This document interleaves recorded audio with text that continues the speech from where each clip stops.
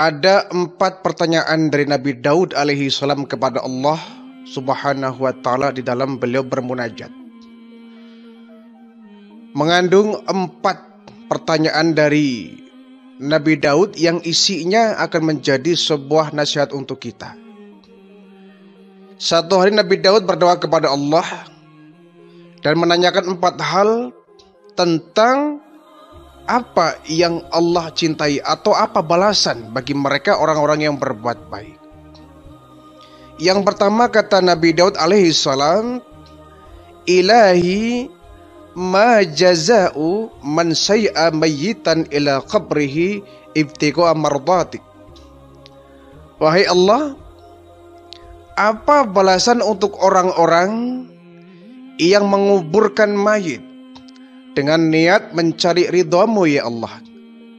Orang-orang yang mengantarkan saudaranya ke liang kubur dengan mengharapkan ridhamu, apa kira-kira balasan untuk mereka?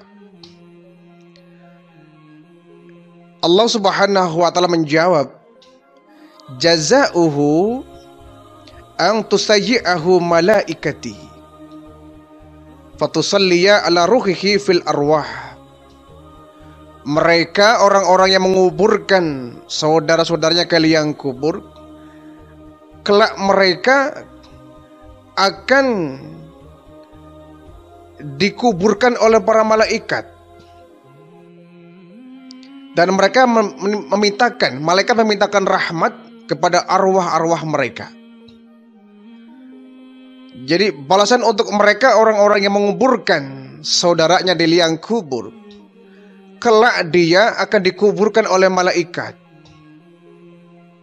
dan malaikat akan memintakan rahmat kepada Allah untuk orang-orang yang demikian. Orang yang mengantarkan saudaranya ke liang kubur, jelas ini pahalanya. Dalam satu hadis lain mengatakan, siapa yang mengiringi saudaranya ke liang kubur, dia bertakziah, bahkan dimulai dari ia memandikan, mengkafankan, menyolatkan sampai menguburkan, maka dia akan mendapatkan pahala seperti Jabal Uhud. Mendapatkan pahala sebesar Jabal Uhud. Jadi begitu besar pahala orang yang bertakziah mengantarkan orang ke liang kubur. Di samping ini merupakan fardul kifayah, kita juga bisa mengambil iktibar dan pelajaran. Ini yang terpentingnya. Kita bisa mengambil pelajaran dari apa yang kita lihat saat prosesi pemakaman. Itu bisa menjadi sebuah nasihat untuk kita. Hari ini dia yang saya bawa ke liang kubur. Mungkin besok, lusa, minggu depan, bulan depan, tahun depan, giliran saya. Orang-orang akan mengantarkanku liang ke kubur.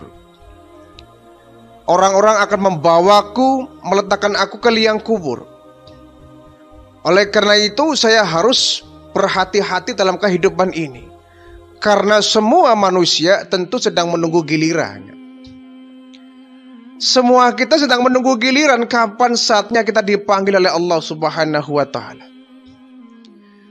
Itu yang pasti. Maka kita mestinya ketika bertakziah, kita hanya sekedar ikut saja. Kebanyakan kita hanya ikut, tidak kemudian mengambil nasihat. Ketika dia memandikan, dia mesti mikir, saya pun kelak akan begini. Dimandikan orang, dimandikan oleh anak-anakku, oleh keponakanku, oleh keluargaku. Ketika kita mengkafani orang, kita berpikir, dia dulu menggunakan baju yang mahal, dia dulu menggunakan pakaian yang bagus. Saatnya bagi dia untuk dibungkus dengan pakaian yang sangat sederhana, jauh dari kemewahan. Aku pun kelak akan demikian. Bajuku, pakaianku, jasku yang harganya mahal kelak akan ditinggalkan dan aku pun kelak akan dibungkus dengan kain kafan yang putih ini. Disolatkan. Kita sambil sholat sambil berpikir, iya, hari ini dia yang saya solatkan. Hari ini orang berkumpul untuk menyolatkan dia. Mungkin esok, lusa, minggu depan, tahun depan saya pun demikian. Saya akan disolatkan oleh banyak orang. Nah, kita kan kadang-kadang jarang itu yang kemudian sampai ke sana berpikirnya. Mestinya kita berpikir, kita bertadabbur ya. Kita bertafakur kepada Allah bahwa semua akan berakhir. Orang yang kaya akan berakhir kekayaannya. Orang yang jaya akan berakhir kejayaannya. Semuanya akan berakhir dan kita akan kembali kepada Allah Subhanahu wa taala. Karena kita akan kembali kepada Allah dan Allah akan meminta dari kita sebuah pertanggungjawaban, maka hendaknya kita betul-betul harus tertata hidup ini. Harus tertata. Karena hakikatnya dunia merupakan alat kita untuk menimba amal sebanyak-banyaknya.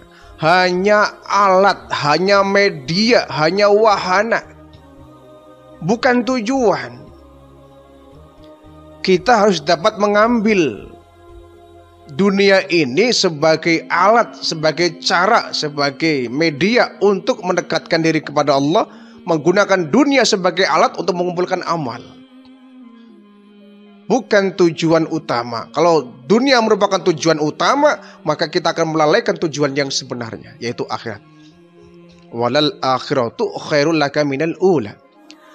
Bahwa bagaimanapun agungnya dunia, hebatnya dunia, akhirat tetap lebih utama. Lebih utama akhirat daripada dunia ini. Maka sekali lagi jadikan dunia sebagai alat untuk kita meraih akhirat. Kemudian yang kedua, pertanyaan dari Nabi Daud alaihissalam, Allahumma fama jaza'u may ya'zi hazinan ibtigha'a mardatik. Wahai Allah Tuhanku, apa balasan bagi orang-orang yang menghibur orang yang sedang sedih tertimpa musibah? Apa balasan bagi mereka orang-orang yang menghibur saudaranya ketika mendapatkan kesulitan dan musibah? Allah menjawab, jazauhu an albisahu libasat taqwa. Aku akan memberikan baginya pakaian takwa. Wasturahu bihi minan nar. Aku akan menghindari dia dari neraka, akan melindungi dia dari neraka. Fadkhilahul jannata, dan akan aku masukkan dia ke dalam surga. Subhanallah. Jadi orang menyazi hazinan, orang yang menghibur saudaranya ketika sedang mendapatkan musibah. Saat ini bangsa kita Indonesia ini ya, di akhir tahun ini banyak sekali musibah yang terjadi. Dari semenjak gempa bumi yang ada di Cianjur ya, menyusul yang ada di Garut, kemudian erupsi yang ada di Lumajang sana, Gunung Semeru, banjir pun di mana-mana. Banyak orang yang meninggalkan kampung halamannya, meninggalkan rumahnya, hidup di pengungsian. Mereka sedih sekali tentu. Mereka sangat berduka.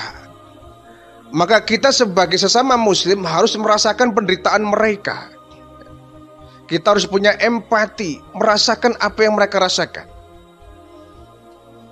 Karena kita dengan mereka, sesama muslim seperti satu tubuh ya.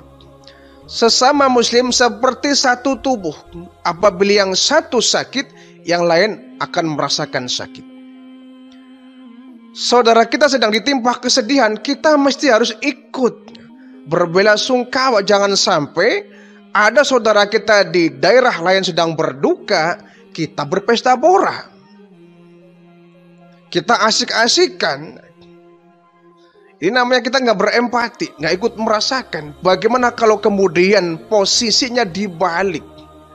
Kita yang tertimpa musibah, Apakah enak kemudian ada orang lain mentertawakan kita, mereka sedang asik-asik berpesta pora, sementara kita sedang bersedih?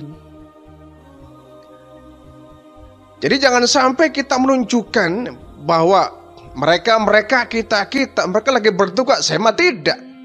Ya, jangan sampai. Kita harus merasakan penderitaan orang. Itulah Muslim, ya. Satu sakit, yang lain akan merasakan. Kalau kita nggak bisa membantu secara material, paling tidak kita bisa membantu melalui doa. Kita doakan mereka, saudara kita yang tertimpa musibah, agar mereka diberikan kesabaran dan kekuatan iman, dan juga mereka mendapatkan derajat yang tinggi setelah mereka diuji oleh Allah Subhanahu wa Ta'ala. Jadi orang yang menghibur saudara yang sedang tertimpa musibah, maka bagi mereka adalah al-bisahu libasat taqwa. Allah akan memberikan mereka pakaian takwa. Bukan pakaian sutra, bukan pakaian jas, pakaian wol, bukan, tapi pakaian takwa, ya. Libasu takwa. Mereka akan diberikan pakaian takwa, artinya takwanya akan melekat di tubuhnya, di jiwanya, seperti pakaian. Mereka akan diberikan ketakwaan yang kuat oleh Allah Subhanahu wa Ta'ala. Wasturahu bihi minan nar, dan akan dibentengilah mereka dari api neraka. Subhanallah. Mereka akan dibuatkan oleh Allah benteng-benteng yang kokoh yang bisa melindungi mereka dari api neraka. Fa'udkhilahu al-jannata, dan mereka akan dimasukkan ke dalam surga. Ini balasan untuk orang-orang yang menghibur saudaranya yang sedang sedih. Tetangga kita sedang musibah, misalkan, ya, ada yang meninggal dunia, suaminya meninggal dunia, atau istrinya meninggal dunia, atau mungkin anaknya yang meninggal dunia, atau bahkan mungkin orang tuanya yang meninggal dunia. Kita datang, kita bertakziah, ya. Kita bertakziah, ikut merasakan musibah itu. Kita menghibur mereka, bukan malah kita ikut membuat mereka sedih, tapi menghibur mereka, sehingga mereka yang menangis bisa menjadi tersenyum, yang berduka menjadi tertawa. Ini penting. Secara psikologi, orang yang sedang tertimpa musibah itu butuh pendamping yang bisa setidaknya membuat dia move on, ya, melupakan sejenak musibah yang terjadi. Ya. Jadi kita ketika memberikan bantuan kepada para pengungsi di pengungsian, kita harus hibur mereka. Dulu ada sebagian penyanyi yang datang, yang kemudian mereka membuat satu pertunjukan kesenian, ya, mereka bernyanyi bersama. Ini bagus sebetulnya, ya, bagus, agar mereka tidak terlalu berat bebannya menghadapi musibah. Ini sangat penting sekali, sehingga dia tidak merasakan berat menghadapi musibah, dia ringan, dan dia pun tidak kemudian larut, ya, tidak terlalu larut di dalam kesedihan itu. Kita pun ketika sedang menghadapi musibah, ya, datang orang menghibur kita, kita kan ada sedikit ringan. Paling tidak beban kesedihan kita akan berkurang itu ketika ada orang datang menghibur kita, dan itu sangat penting. Makanya mereka akan diberikan balasan yang sangat setimpal. Mereka akan dijadikan orang-orang yang bertakwa, mereka akan dibikinkan benteng dari api neraka, dan akan dimasukkan ke dalam surganya Allah. Yang ketiga, Nabi Daud juga bertanya kepada Allah, Allahumma ma jaza'u man 'ala yatiman aw armilatan ibtigha mardatik. Wahai Allah, apa balasan bagi mereka orang-orang yang menyantuni yatim piatu dan janda-janda yang sudah tua renta dengan niat ingin mencari ridhamu, wahai Allah? Apa balasan untuk mereka yang sangat tepat? Allah menjawab, jazauhu an udillahu yawmal qiyamati yawma la dhilla illa dhilli. mereka akan diberikan pengayoman ketika di hari kiamat di padang mahsyar, yaumul qiyamah, di hari kiamat akan diberikan perlindungan, yauma la dhilla illa dhilli, yang dimana hari itu sudah tidak ada lagi perlindungan kecuali dari perlindunganku. Orang yang menyantuni yatim piatu, fakir miskin, janda-janda tua yang mereka sudah nggak berdaya, mereka akan dilindungi oleh Allah nanti di hari kiamat ya. Di saat ketika itu sudah tidak ada lagi perlindungan kecuali dari Allah Subhanahu wa taala. Orang di padang mahsyar ketika menunggu giliran dia dipanggil oleh Allah untuk disidang satu persatu, semua kita takut, gelisah, resah itu. Tidak ada orang yang kemudian merasa senang. Hampir semua orang ketika itu murung ya. Tentu bagi mereka orang-orang yang berdosa. Namun tidak bagi mereka orang-orang yang mendapatkan anugerah pahala yang besar itu. Nah, kita berharap semoga kita nanti di padang mahsyar termasuknya kelompok yang senang ya, dilindungi oleh Allah. Karena di hari itu tidak ada seorang pun yang bisa nolong saudaranya. Bahkan selain dari baginda Rasulullah, nabi-nabi selain baginda Nabi nggak akan sanggup memberikan pembelaan di hari kiamat kepada umat-umatnya. Hanya baginda Rasulullah saja yang berhak memberikan syafaat dan pembelaan di hari kiamat.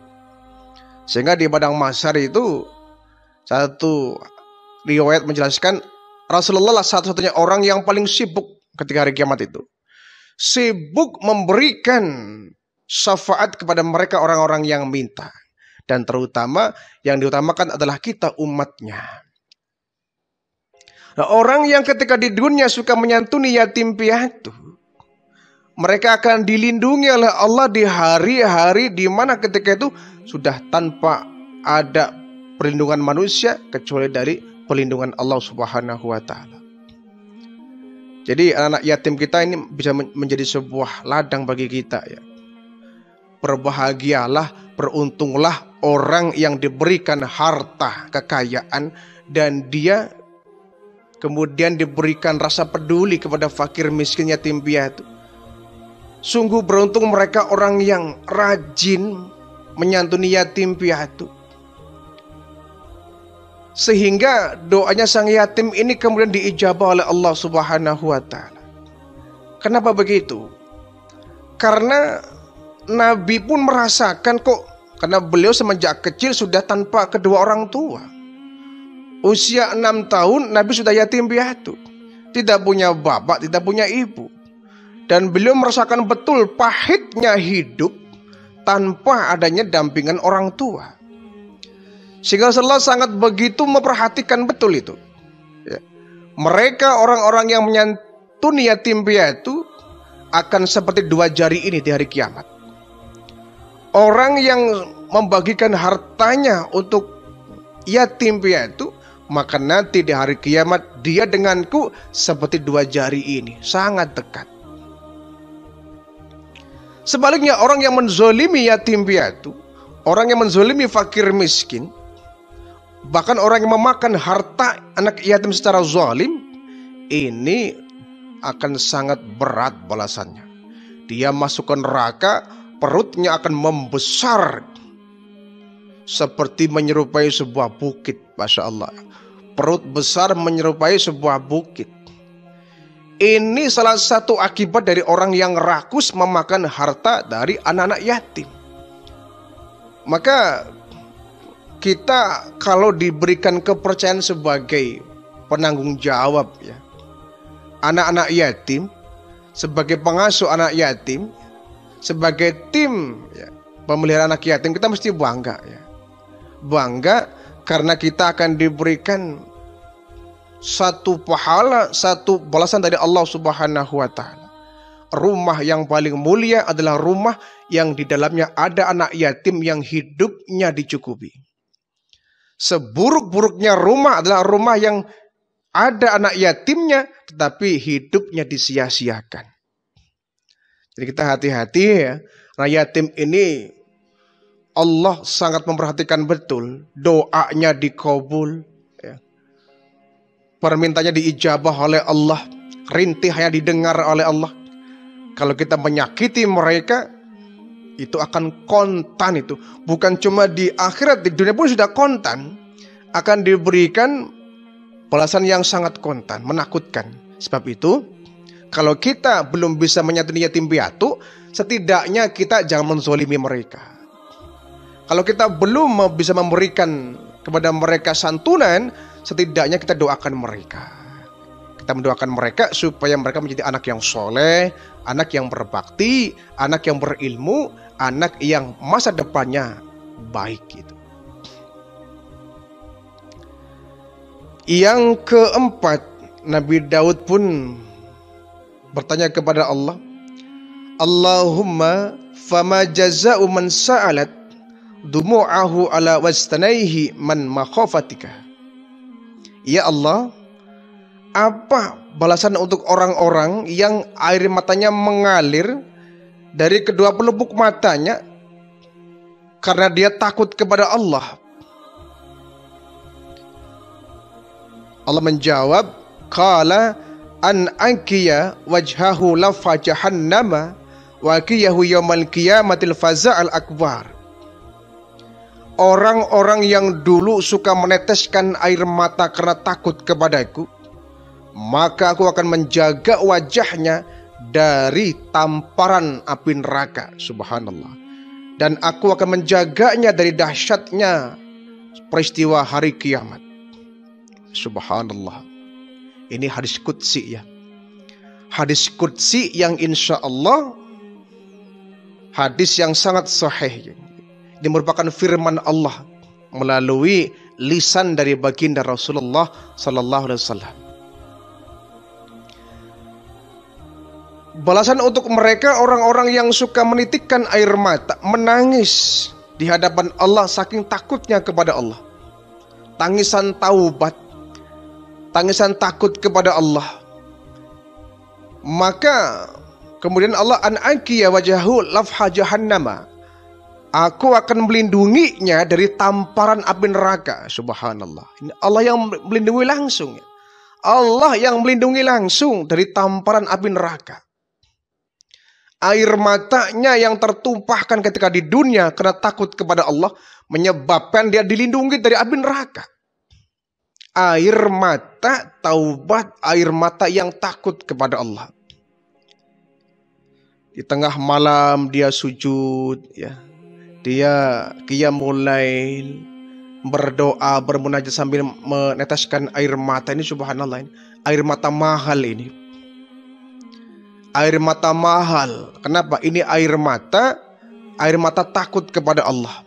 Ini air mata yang akan menjadi sebuah tameng, benteng untuk melindunginya dari tamparan api neraka. Bukan air mata karena kesedihan meratapi kehidupan dunia ini.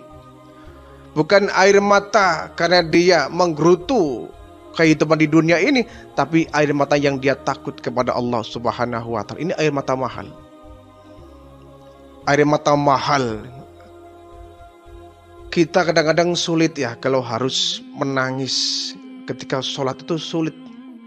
Kita kadang-kadang sholat banyak yang kita ingat, yang menyebabkan kita nggak bisa merenungi apa yang kita baca ketika berdoa, ketika kita sholat. Karena memori kita terlalu penuh dengan berbagai macam cerita di luar sana. Akhirnya ketika kita berdoa kepada Allah, kita bermunajat, kita nggak fokus kepada Allah itu. Sehingga akan sulit menetekkan air mata itu. Ya ini kita malah dianjurkan ya. Tidak batal. Orang yang sholat kemudian dia menangis, tidak batal. Beda ketika dia sholat, dia tersenyum, dia tertawa. Dia akan membatalkan sholat kita. Tetapi kalau kita sambil menangis, itu tidak dosa.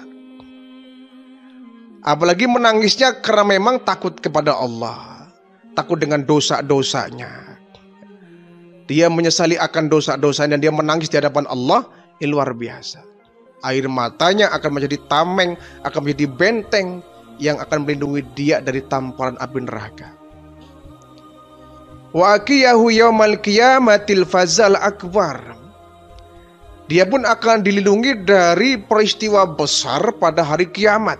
Kalau dia menyaksikan hari kiamat ya, dia tidak akan diberikan rasa takut menghadapi peristiwa kiamat. Dia akan dilindungi dari berbagai macam peristiwa besar di hari kiamat. Pendek kata, orang yang suka menitikan air mata karena dia takut kepada Allah, dia akan dilindungi dari segala-gala. Dia akan mendapatkan kenyamanan yang Allah berikan kepadanya. Maka kita mengeluarkan air mata ketika bertahajud itu berbeda dengan kita ketika mengeluarkan air mata di luar sholat ya. Kita berjumpa dengan kawan kita sambil mungkin karena lama nggak bertemu ya, kita saling berpelukan sambil menangis. Itu tangisan yang nggak ada manfaatnya sebetulnya. Nggak ada manfaatnya itu, nggak bisa menghapus dosa. Air matanya ya. Tetapi kalau dia kemudian bertemu dengan saudaranya, dia berjabat tangan, dia akan menggugurkan dosa. Bukan air matanya. Ya. Kita menangisi kesedihan misalkan ya. Kita kehilangan saudara misalkan ya. Atau orang tua kita meninggal dunia. Kita menangis. Tetapi air mata yang tertumpah ketika ada musibah itu gak akan menghapus dosa. Karena itu air mata yang sifatnya adalah menyesali kondisi ya. Sedih melihat kondisi yang ada. Tangisan yang bisa menyebabkan kita dihapusnya dosa, tangisan yang kita takut kepada Allah. Kita rindu kepada Allah ya. Tangisan yang kita mengharapkan ridho dari Allah.